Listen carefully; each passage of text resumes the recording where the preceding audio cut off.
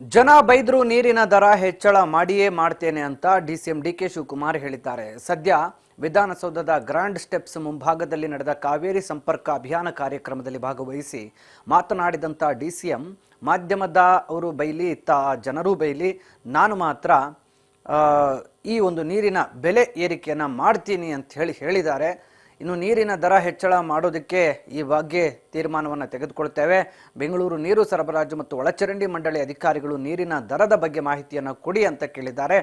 ಎಷ್ಟು ವರ್ಷಗಳಿಂದ ನೀರಿನ ದರ ಹೆಚ್ಚಿಸಿಲ್ಲ ಅಂತ ಮಾಹಿತಿ ಕೂಡ ಕೊಡಿ ಅಂತ ಹೇಳಿದ್ದಾರೆ. ಸೊ ಹೀಗಾಗಿ ಡಿ ಕೆ ಶಿವಕುಮಾರ್ ಅವರ ಈ ಹೇಳಿಕೆ ಇದೀಗ ಮತ್ತೊಂದು ಬೆಲೆ ಏರಿಕೆಯ ಬಿಸಿಗೆ ತುತ್ತಾಗಬೇಕಾದ ಪರಿಸ್ಥಿತಿ ಉಂಟಾಗುತ್ತೆ. ನಾಗರಿಕರಿಗೆ ಎಷ್ಟೇ ಮಾಡಿದರೂ ಉಪಕಾರ ಸ್ಮರಣೆ ಇಲ್ಲ, ಎಷ್ಟೇ ಒಳ್ಳೆಯದು ಮಾಡಿದರೂ ಬೈತಾರೆ ಅಂತ ಇದೀಗ ಡಿ ಕೆ ಶಿವಕುಮಾರ್ ಬೇಸರವನ್ನ ಹೊರಹಾಕಿದ್ದಾರೆ. ಬಿಲ್ ಪಾವತಿಸುವವರು ಪಾವತಿ ಮಾಡ್ತಾರೆ, ಕೆಲವರು ಪಾವತಿ ಮಾಡಲ್ಲ ಅಂತ ಕೂಡ ಹೇಳಿದ್ದಾರೆ.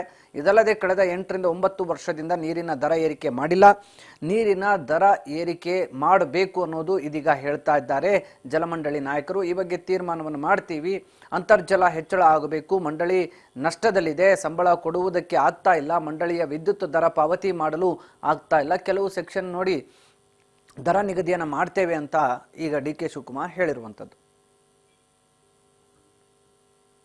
ಅವ್ರೇನು ಉಪಕಾರ ಸ್ಮರಣೆ ಇಟ್ಕೊಳ್ಳೋದಿಲ್ಲ. ಅವರೆಲ್ಲ ನೀರು ಬತ್ತು ಇಲ್ಲ ಅಂದ್ರೆ ಬೈತಾರೆ, ಉಗಿತಾರೆ, ಫೋನ್ ಮಾಡ್ತಾರೆ, ಎಲ್ಲ ವಾಟ್ಸಪ್ ಅಲ್ಲಿ ಮೆಸೇಜ್ ಹಾಕ್ಬಿಡ್ತಾರೆ. ಎಷ್ಟು ಕಷ್ಟ ಇದೆ ಅನ್ನೋದು ಅವ್ರಿಗೆಲ್ಲ ಅರಿವಿದೆ. ಬಿಲ್ ಕಟ್ಟೋರು ಕಟ್ತಿರೋರು ಇರ್ತಾರೆ. ನೋಡೋಣ, ನನಗೆ ಮೀಡಿಯಾವರಾರು ಬೈಲಿ, ಯಾರು ಬೈಲಿ, ವಿರೋಧ ಪಾರ್ಟಿ ಅವರಾರು ಬೈಲಿ, ನಾನಂತೂ ನೀರು ಬೆಲೆ ಏರ್ಸೋನೆ ಇರೋ ವಿಚಾರ ಈಗ ಹೇಳ್ತಾರೆ. ತಂದಿದ್ದಾರೆ ಕೊಯ್ಲು ನೀರು ಅಂತರ್ಜಲ ಹೆಚ್ಚಲಿಕ್ಕೆ. ಸೊ ನಮ್ಮ ಲೇಕ್ ಡೆವಲಪ್ಮೆಂಟ್ ಅಥಾರಿಟಿ ಕೂಡ ಅವ್ರನ್ನೂ ಕೂಡ ನಿಮ್ ಜೊತೆಗೆ ನಾವು ಜಾಯಿನ್ ಮಾಡಬೇಕಾಗ್ತದೆ ಅಂತರ್ಜಲ ಹೆಚ್ಚಲಿಕ್ಕೆ. ಬಟ್ ಒಂದು, ನಾನೊಬ್ಬ ಮಂತ್ರಿಯಾಗಿ, ಡೆಪ್ಟಿ ಸಿಎಂ ಆಗಿ, ನಿಮ್ಮ ಇಲಾಖೆಗೆ ಮಂತ್ರಿಯಾಗಿ ಮೊನ್ನೆ ಮುಡಾ ಪ್ರಕರಣದಲ್ಲಿ ಮುಖ್ಯಮಂತ್ರಿ ಸಿದ್ದರಾಮಯ್ಯ ರಾಜೀನಾಮೆ ಕೊಡುವವರೆಗೂ ನಮ್ಮ ಹೋರಾಟ ನಿರಂತರವಾಗಿರಲಿದೆ. ದಲಿತರ ವಿರುದ್ಧ ಕಾಂಗ್ರೆಸ್ ಪಕ್ಷದ ಅನ್ಯಾಯವನ್ನು ಪ್ರತಿಭಟಿಸಿ ಕಾಂಗ್ರೆಸ್ನಲ್ಲಿರುವಂತಹ ದಲಿತ ಮುಖಂಡರು, ಜನಪ್ರತಿನಿಧಿಗಳು ರಾಜೀನಾಮೆ ಕೊಡಬೇಕು ಅಂತ ಬಿಜೆಪಿ ನಾಯಕರು ಆಗ್ರಹಿಸಿದ್ದಾರೆ. ಬೆಂಗಳೂರಿನ ಸ್ವಾತಂತ್ರ್ಯ ಉದ್ಯಾನವನದಲ್ಲಿ ಇಂದು ನಡೆದ ಬೃಹತ್ ಪ್ರತಿಭಟನೆ ವೇಳೆ ಕಾಂಗ್ರೆಸ್ ಸರ್ಕಾರದ ವಿರುದ್ಧ ವಾಗ್ದಾಳಿ ನಡೆಸಲಾಯಿತು. ಇನ್ನು ಸಿದ್ದರಾಮಯ್ಯ ರಾಜೀನಾಮೆ ಕೊಡುವವರೆಗೂ ನಾವು ವಿರಮಿಸುವುದಿಲ್ಲ ಅಂತ ಹೇಳಿದ್ದಾರೆ.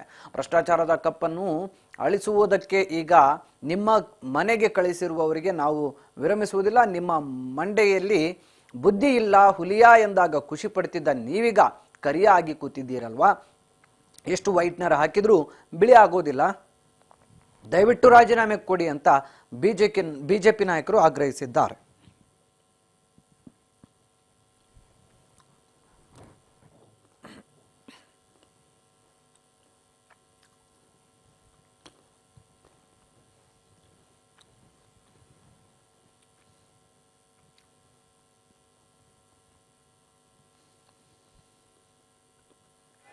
ಕೆಲಸವನ್ನ ಮಾಡ್ತಾರೆ.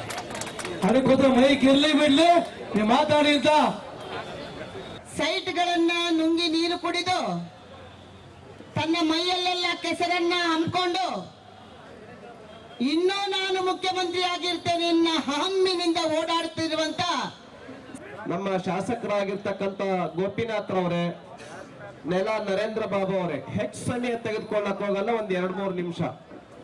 ಸಿದ್ದರಾಮಯ್ಯ ಅವರು ಹೇಳ್ತಾರೆ, ನನಗೆ 2001ನೇ ಇಸ್ವಿನಲ್ಲಿ 3 ಎಕರೆ 16 ಗುಂಟೆ ಜಮೀನ್ ಏನಿದೆ ಸಿಬಿಐಗೆ ಕೊಡಿ. ತಾಕತ್ತಿದ್ರೆ ಯಾರಿಗೆ ಕೊಡಬೇಕು? ಸಿಬಿಐಗೆ ಕೊಡಿ ಅನ್ನುವಂತ ಸವಾಲನ್ನ ನಿಮಗೆ ಹಾಕ್ತೇನೆ. ಈಗ ನಾನು ಓದಿದ್ನಲ್ಲ ಆ ಕಾಗದ ಇಟ್ಕೊಂಡು ಧರ್ಮಸ್ಥಳ ಮಂಜುನಾಥ್ ದೇವಸ್ಥಾನಕ್ಕೆ ಹೋಗೋಣ. ಆ ಒಂದು ವೈಟ್ನರ್ ಹಚ್ಚಿದಾರಲ್ಲ, ವೈಟ್ನರ್ ಹಚ್ಚಿರ್ತಕ್ಕಂಥದ್ದು ನಮ್ಮ ಸರ್ಕಾರದಲ್ಲಿ ಅಲ್ಲ ಅನ್ನುವಂಥದ್ದನ್ನು ಬಂದು ಧರ್ಮಸ್ಥಳದಲ್ಲಿ ಮಂಜುನಾಥನ ದೇವಸ್ಥಾನದಲ್ಲಿ ಹೇಳ್ತಾರ, ಅವರು ಹೇಳ್ತಾರ, ಪ್ರಮಾಣ ಮಾಡ್ತಾರ, ಮಾಡಕ್ಕಾಗತ್ತಾ?